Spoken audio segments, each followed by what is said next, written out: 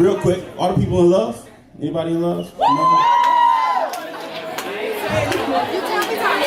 All the people that's like forget love, I ain't never want love, I ain't never gonna have love. Okay, anybody got a boo? Who got a boo, cuddle buddy, with a babe, whatever y'all calling them these days. Snuggle bunny.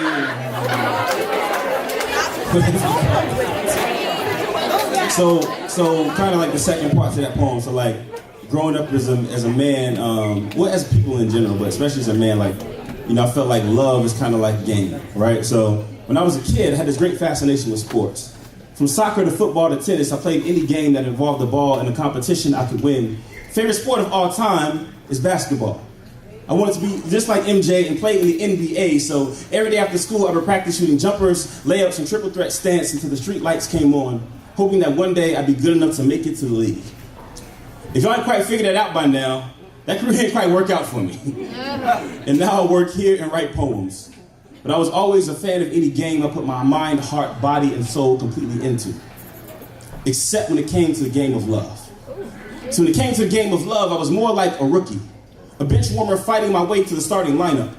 I was never on the first string, never picked up on the first run, so I had to sit on the sidelines and watch other players score when I was struggling to get a shot.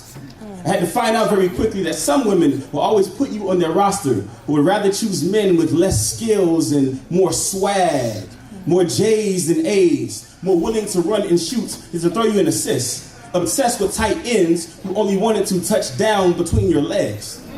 Make your private parts on the score sheet, ranked you in the ESPN top lays of the week, and then, when they traded you for a new pick, you always came running back to us.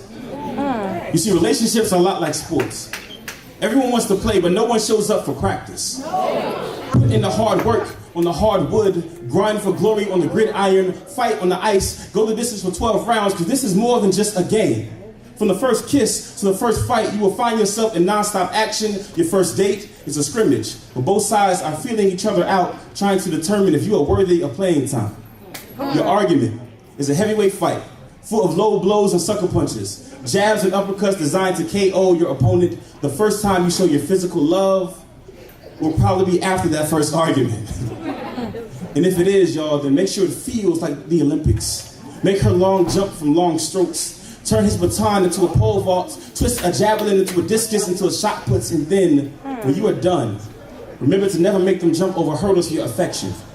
Treat them like your star player, the only option in your triple threat offense. Because if you don't, there will always be players on the sidelines waiting to get drafted. Fans in the stands looking for you to drop the ball so they can pick up your fumbles. So if you want them, then show them that you want them. Put down your guards and power forward by making them the center of your attention. Treat them like your teammates and not your sparring partner, because relationships don't come with playbooks. No sets and schemes to beat the opposing team. You have to play as you go, work out, put in the overtime, hoping that you can win the game. But remember, y'all, this is more than just a game, it's an experience. See, in a game of tennis, when the player has yet to score a point in a match, it is called love. Because they know it's not about keeping score. It's about starting with nothing and adding more on top to build something beautiful.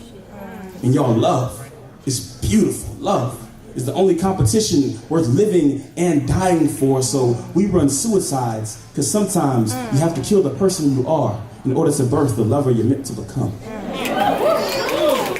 So no, I am not in the NBA. I would never get drafted to play in the major leagues. But every time I look at the scoreboards in her eyes, I know there is no way in the world I could possibly ever lose.